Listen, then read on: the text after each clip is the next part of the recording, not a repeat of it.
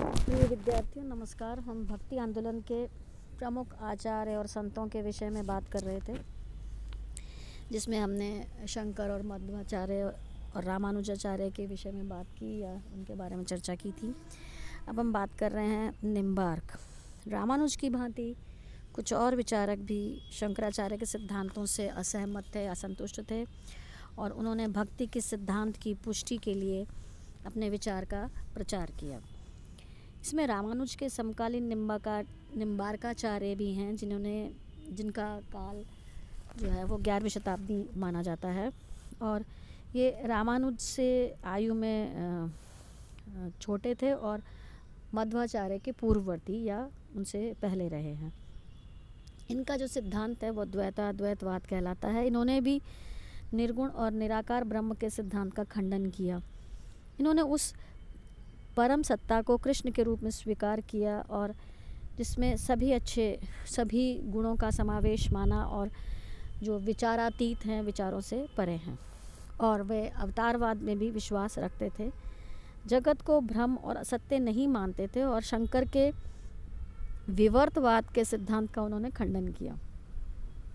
जगत की सत्यता और वास्तविकता को भी वे स्वीकार करते हैं, और इसी प्रकार जीव का भी अस्तित्व वो स्वीकारते हैं। उनकी मान्यता है कि ईश्वर, जगत और जीव न तो अभिन्न है न भिन्न है। भेद और अभेद दोनों सत्य हैं। जीव और जगत ब्रह्म से इसलिए भिन्न है क्योंकि उनमें ब्रह्म के सभी गुण हैं, और इसीलिए भिन्न नहीं है कि उनकी स्वतंत्र सत्ता नहीं है और वे ब्रह्म अथवा ईश्वर पर ही निर्भर हैं। यह भेदाभेद का सिद्धांत स्पष्ट हो जाएगा कि यदि हम सूर्य और सूर्य की किरणें अथवा अग्नि और उसके स्फुलिंग के भेद को समझने का प्रयास करें। इन दोनों ही उदाहरणों से उन्होंने सिद्ध करने का प्रयास किया कि दोनों तत्व भिन्न होते हुए भी मूलतः एक ही हैं। इसी प्रकार जीव और जगत ईश्वर से भिन्न होते हुए भी भिन्न नहीं हैं। ईश्वर सर्वशक्तिमान है, उसे सृष्टि की रचना के लिए किसी वस्तु की आवश्यकता नहीं, केवल अपनी इच्छा मात्र से ही वह संसार की रचना कर लेता है। जीव अविद्या और अज्ञान के कारण कर्म के जाल में फंसकर अंधकार की ओर जाता रहता है। इस अंधकार से निकलने का सबसे सुगम मार्ग प्रपत्ति अथवा शरणागति का है। जो ईश्वर के शरणागत हैं उन्हीं में वह भक्ति की भावना का संचार करता है, और यही भक्ति उसको आत्म साक्षात्कार के तरफ या ब्रह्म साक्षात्कार की तरफ ले जाती है। निम्बार्क ने विष्णु और लक्ष्मी का स्थान जो है वो उसको उन्होंने कृष्ण और राधा को आराध्य माना, और कृष्ण ही उनके लिए ईश्वर हैं, और उनके प्रति प्रेमपूर्ण भक्ति और आत्मसमर्पण की भावना से मोक्ष की प्राप्ति सरल हो जाती है।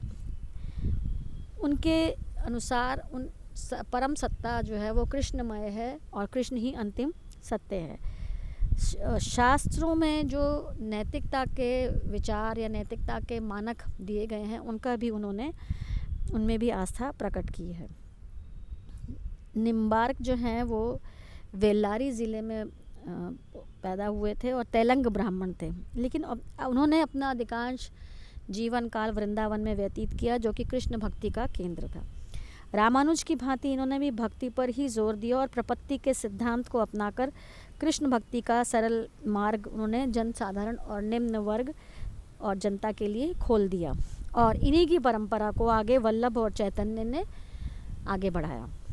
इसके बाद हम बात करते हैं प्रमुख भक्ति आचार्य मध्वाचार्य की, जिनका समय 1199 से 1278 ईस्वी का माना जाता है। और उनके रामानुज की भांति माधवाचार्य भी विष्णु के ही उपासक थे। उनका जन्म दक्षिण में उदीपी नगर के पास 1199 में एक ब्राह्मण परिवार में हुआ था, और अपनी शारीरिक शक्ति के कारण ये भीम के अवतार समझे जाते थे, और 25 वर्ष की अवस्था में इन्होंने संन्यास ले लिया था, और अच्युत प्रकाश नामक वेदांती विद्वान से इन्होंने वेदांत का अध्ययन किया। उनकी शिक्षा दीक्षा में रहे, उनके संरक्षण में रहे, और शंकराचार्य के सिद्धांत से यह भी असंतुष्ट या सहमत नहीं थे, और इन्होंने अपने पृथक विचारधारा का प्रतिपादन किया, जिससे कि समकालीन विद्वान विशेषतः प्रभावित हुए। इनमें वाद विवाद करने की अद्भुत क्षमता थी, और अंत में इन्हें अनंतेश्वर के मठ का मठाधीश बना दिया गया,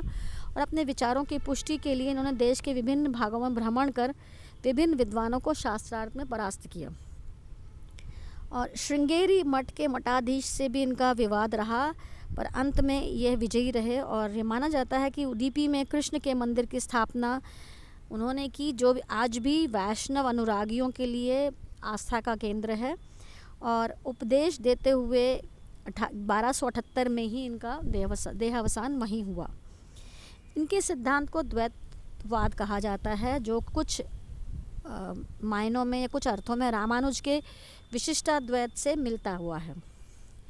दोनों में ही ईश्वर भक्ति को में विश्वास किया गया है और विष्णु अथवा नारायण को ही ईश्वर माना गया है।